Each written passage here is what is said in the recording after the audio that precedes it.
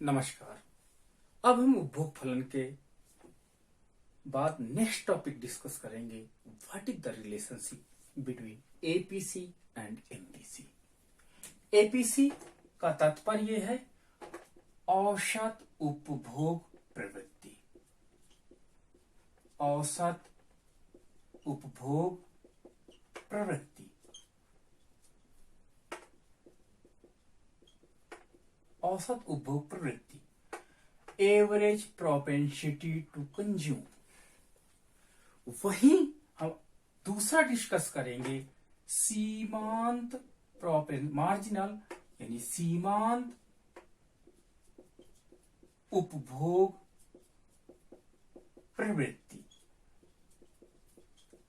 Marginal propensity to consume, यानी अब हम डिस्कस ये करने जा रहे हैं कि वास्तव में उपभोग फलन के संदर्भ में जो हमारे पास ये कंजप्शन फंक्शन दिया है, इसके संदर्भ में एवरेज प्रोपेंसिटी टू कंज्यूम और मार्जिनल प्रोपेंसिटी टू कंज्यूम में क्या रिलेशनशिप है।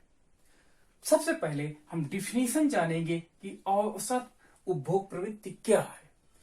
Average propensity to consume calculate करने के लिए यदि हम कुल कंजप्शन को कुल इनकम से डिवाइड कर दें, यहां पर सी आपका क्या है, टोटल कंजप्शन है। टोटल कंजप्शन को अगर हम टोटल इनकम से डिवाइड कर दें तो हमारे पास क्या मिल जाएगा, हमें कुल कंजप्शन कुल एपीसी मिल जाएगी, यानी एवरेज प्रोपेंसिटी टू कंज्यूम मिल जाएगी। यानी औसत उपभोग प्रवृत्ति का मतलब होता है कि कुल उपभोग को यदि आय से डिवाइड कर देते हैं तो हमें एपीसी की गणना हो जाएगी। दूसरी चीज, अगर हम marginal propensity to consume check करना चाहते हैं तो marginal propensity to consume check करने के लिए इसका तात्पर्य होता है कि यदि किसी भी उपभोक्ता के आय में कोई यदि वृद्धि होती है, यदि किसी कंज्यूमर का इनकम बढ़ती है या घटती है, any change in income, any change in income, यहां पर चेंज इन इनकम है, अगर उसके आय में परिवर्तन होता है, चाहे इनकम बढ़े चाहे इनकम घटे, तो उसके परिणाम स्वरूप उसके उपभोग में जो परिवर्तन होता है, change in consumption, the ratio between, it's called marginal propensity to consume. यानी मार्जिनल प्रोपेंसिटी टू कंज्यूम और एवरेज प्रोपेंसिटी टू कंज्यूम का तात्पर्य होता है C/Y। अगर हम डायग्राम में देखते हैं, ये आपके मान लीजिए आपके पास टोटल कंजप्शन फंक्शन है, that is C=C0 plus CY। ये मान लीजिए हमारे पास, सपोज दैट हमारे पास टोटल कंजप्शन फंक्शन है विच इज क्या होता है, जो ओरिजिनेट होता है आपके पास परपेंडिकुलर यानी वाई एक्सिस से। अब हम ये देखते रहे कि अगर मान लीजिए कोई ए पॉइंट है तो ए पॉइंट पर एपीसी और एमपीसी कितनी होगी। अब हम ए पॉइंट पर कैलकुलेट करना चाह रहे हैं, तो ए पॉइंट पर एपीसी और एमपीसी कैलकुलेट करने के लिए हम सबसे पहले, हमारे पास एपीसी क्या कहलाता है, एपीसी कहलाता है total consumption upon total income. तो टोटल कंजप्शन निकालने के लिए आपको यहां से आप देखिए कि YA, इसको Y1 कर लेते हैं, Y1A that is total consumption, ये आपके पास है टोटल कंजप्शन, और OY ये क्या है आपके पास, टोटल इनकम। आपके पास दो ही तो चाहिए, कंजप्शन और इनकम। तो टोटल कंजप्शन और टोटल इनकम, यानी आप इस डायग्राम में देख सकते हैं कि YA या AY1 दैट इज, इसकी वैल्यू हमने पुट कर दिया। टोटल इनकम क्या है, OY1, ओके, यानी ये टोटल कंजप्शन है और ये टोटल इनकम है। आप इस डायग्राम में देखिए, दिस इज परपेंडिकुलर, ये आपका क्या लंब नहीं है, यानी आपका परपेंडिकुलर, और ये क्या है बेस। परपेंडिकुलर, ये आपका है बेस, यानी आपके पास परपेंडिकुलर अपॉन बेस बराबर tan थीटा। अगर इसका एंगल का मान निकाल लें तो हमें एपीसी की गणना हो जाएगी। एंगल का मान निकालने के लिए हम इसको ओरिजिन से मिला देते हैं। ये देखिए हमने ओरिजिन से मिला दिया, तो ये जो एंगल है वो tan थीटा को रिप्रेजेंट करेगा। अगर हम इसको सिंपल भाषा में कहें कि ये एपीसी को रिप्रेजेंट करेगी, तो एपीसी कभी भी हमको कैलकुलेट करनी है तो उस पॉइंट को, जिस पॉइंट पे कैलकुलेट करनी है उसको ओरिजिन से मिला दीजिए, जो एंगल बनेगा दैट इज एपीसी, वही एपीसी होगी, that will be the APC. तो यहां पर एपीसी कैलकुलेट करना सो सिंपल है, perpendicular upon base tan theta, और अगर हम tan थीटा यानी किसी भी पॉइंट पर हम एंगल इवेल्युएट कर लेते हैं या कैलकुलेट कर लेते हैं तो हमें एपीसी का मान निकल आएगा। दूसरी चीज एमपीसी के लिए, सपोज दैट एमपीसी यही किसी पॉइंट पर निकालना है, तो एमपीसी में हम जानते हैं कि change in income upon change in consumption. तो यहां पर हम ये देख सकते हैं कि यदि किसी व्यक्ति की इनकम चेंज हो जाती है तो कंजप्शन पे क्या इंपैक्ट पड़ता है, व्हाट विल बी, तो यानी एक प्रकार का चेंजेस दिखा रहा है, मतलब डिफरेंशिएशन दिखा रहा, मींस स्लोप दिखा रहा। तो अगर इस पर हम कोई स्लोप लाइन ड्रा कर दें तो ये स्लोप जो होगी, ये स्लोप जो होगी slope of consumption function, that is called MPC. यानी अगर स्लोप लाइन, अगर मान लीजिए हमारे स्मॉल ए स्लोप लाइन है, तो स्लोप लाइन ड्रा करने से हमें मार्जिनल प्रोपेंसिटी टू कंज्यूम मिल जाएगी। अब हम डिस्कस ये करेंगे कि व्हाट इज द रिलेशनशिप। हमने एपीसी और एमपीसी निकालना सीख लिए। हमने कहा एपीसी के लिए आपको क्या करना है, सो सिंपल, आप एंगल उस पॉइंट को ओरिजिन से मिला दीजिएगा, जो एंगल बनेगा दैट इज कॉल्ड एपीसी। उस कंजप्शन फंक्शन में आप निकाल दीजिए स्लोप, वो निकल आएगा आपका एमपीसी। तो यानी दोनों को कंपेयर करना। चलिए, यदि अल्पकालीन उपभोग फलन है, यहाँ प्रोफेसर कीन्स का अल्पकालीन उपभोग फलन है, तो अल्पकालीन यानी शॉर्ट रन कंजप्शन फंक्शन के रिस्पेक्ट में हम देखना चाहते हैं कि एपीसी और एमपीसी में क्या रिलेशनशिप है, तो हम देखते हैं।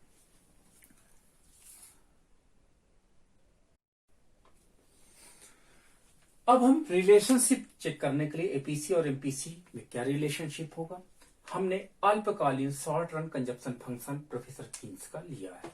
ये आपका शॉर्ट रन कंजप्शन फंक्शन है, एसआरसीएफ। सपोज दैट हमें ए पॉइंट पर निकालना है कि एपीसी कितना होगा और एमपीसी कितना होगा। तो एट पॉइंट ए पॉइंट पर एपीसी और एमपीसी कितना होगा। हमने कहा कि इसको ए पॉइंट को यदि ओरिजिन से मिला दें तो जो एंगल बनेगा वो एपीसी कहलाएगा। ये लो, तो ये आपका पास होगा एपीसी 1।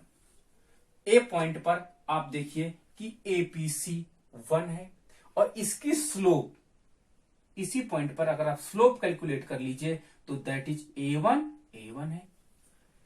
तो यहां पर एक एंगल बनता है दैट इज θ1।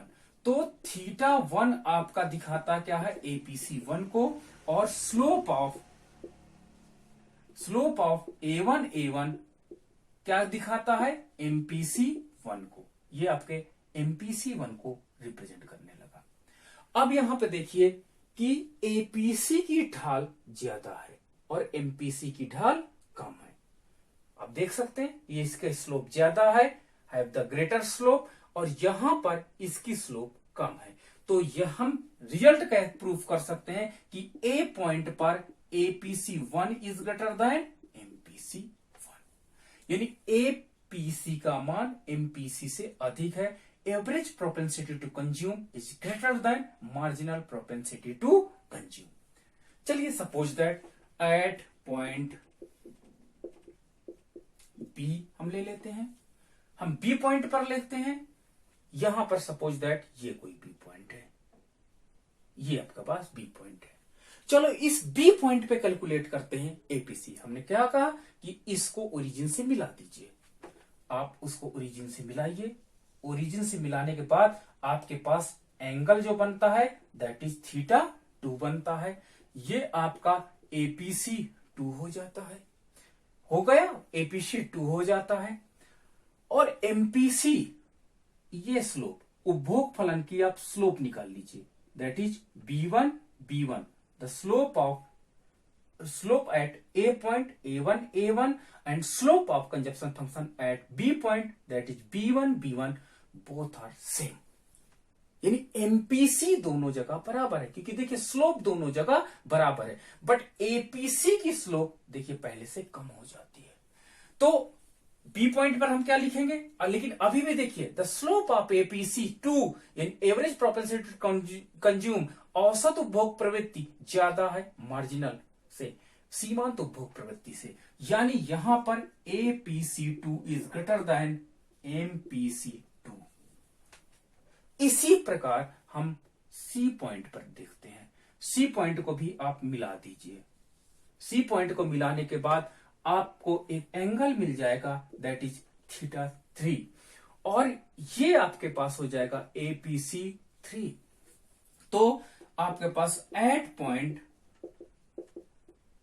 सी क्या होगा, और यहां पर आप देखिए स्लोप, ये स्लोप है, ये स्लोप है, दैट इज C1 तो ये रिप्रेजेंट करता है MPC3 को। तो यहां पर देखिए कि स्लोप MPC3 की APC से अभी भी कम है, तो यहां भी कह सकते हैं कि APC3 is greater then MPC3।